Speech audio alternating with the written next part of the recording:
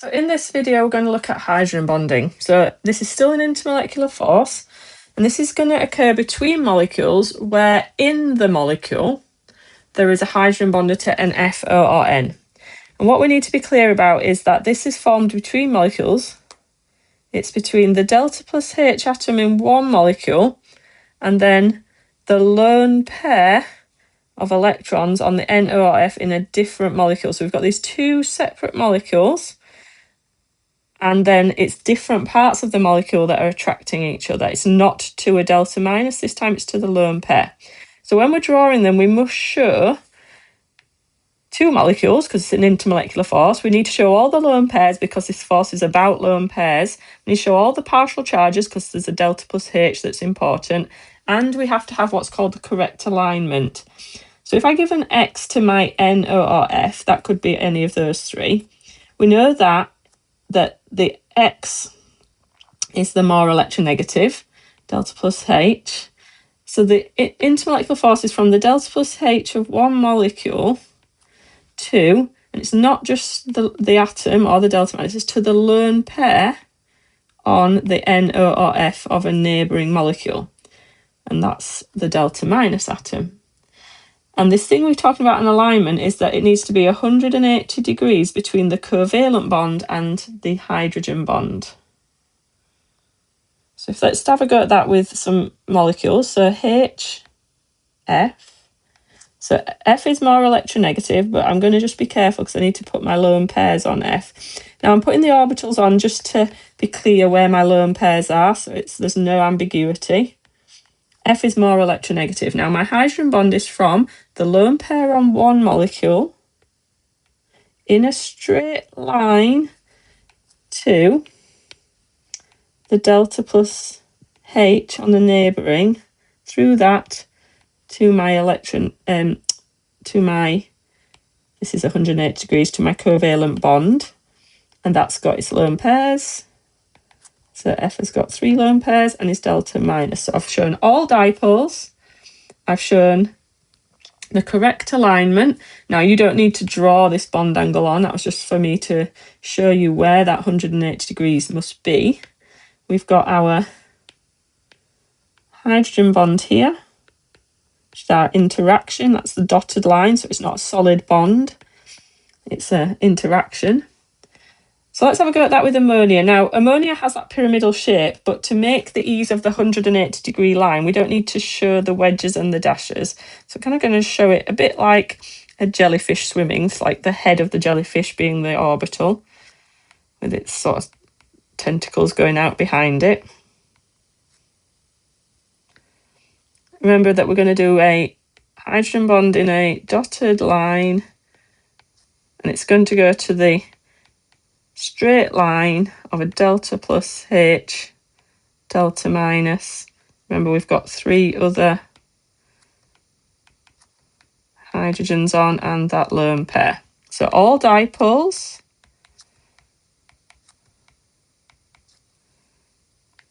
That's our hydrogen bond again. Now with water, we've got to just be careful with our alignment again, because water is V-shaped, has 2 lone pairs. And so off we go off this lone pair in a straight line to HO bond, put the V shape in, put the lone pairs on. And let's go back and put all the dipoles on, all the partial charges.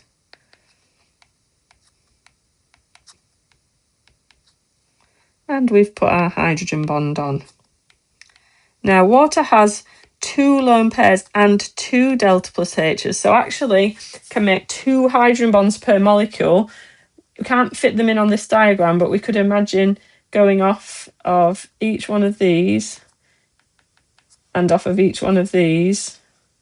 And so we end up with a lot of hydrogen bonding going on per molecule. What does that mean for water? Well, it means that ice, I don't know if you've ever noticed, but your ice cubes float. That's a bit of an anomaly because the solid structure the particles should get closer together in the solid as the particles line up in that nice diagram that you learned in year 7.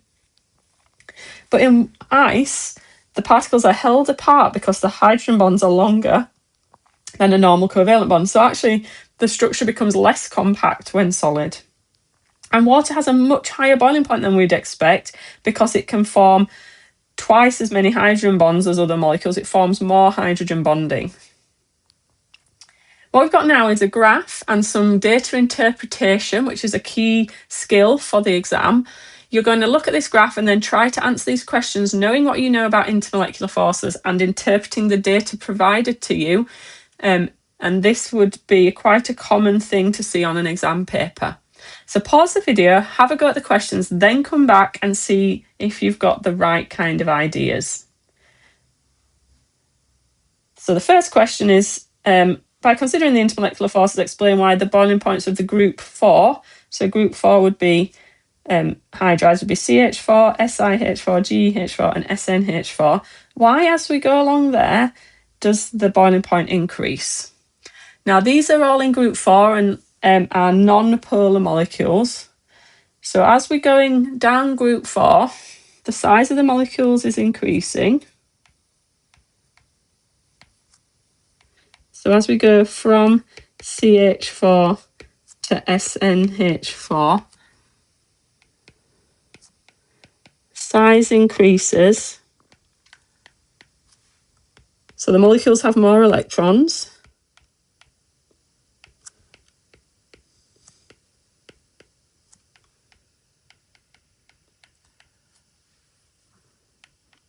Therefore,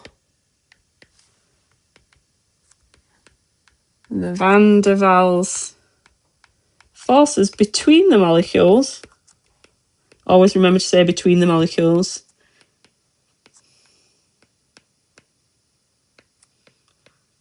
are stronger and more energy is needed to overcome them. To squeeze that in, I'll just put that at the beginning of the line. Not got enough space.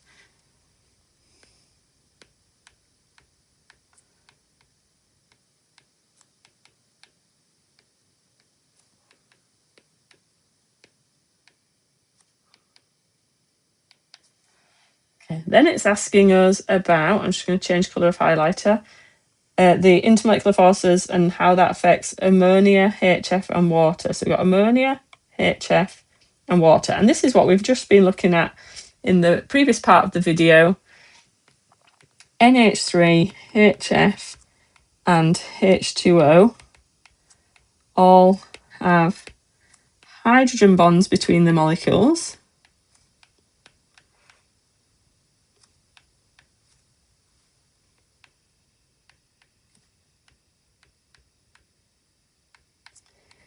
Hydrogen bonding is the strongest type of intermolecular force.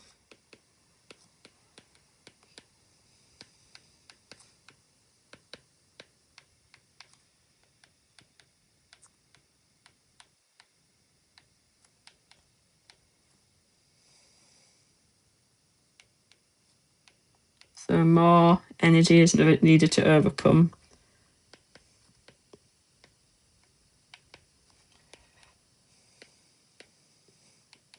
IMFs in NH3, HF and H2O than other molecules.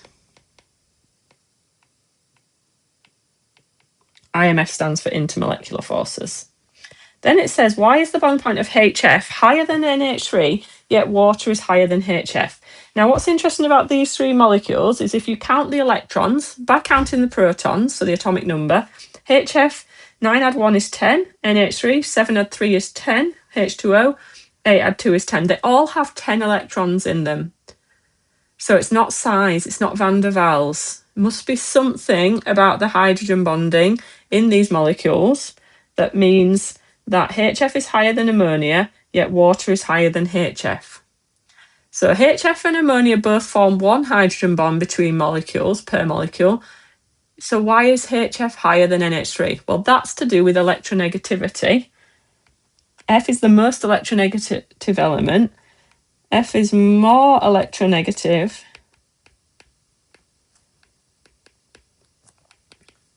than N. So the hydrogen bonding, which is between the delta minus, and this is more delta minus. So the hydrogen bonding between HF molecules is stronger than the hydrogen bonding between ammonia molecules.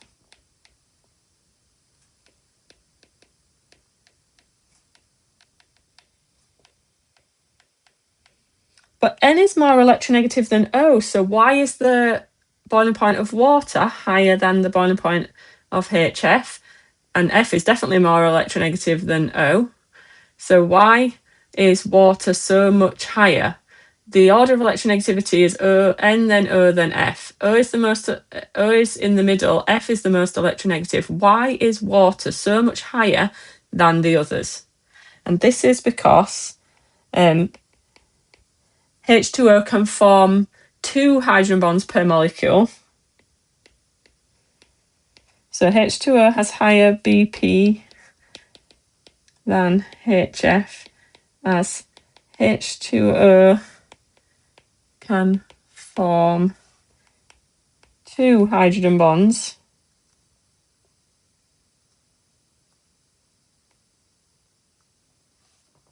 per molecule.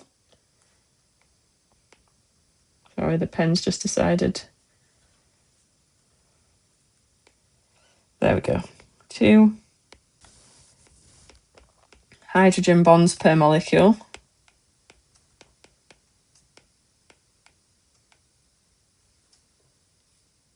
So hydrogen bonding is stronger between water molecules.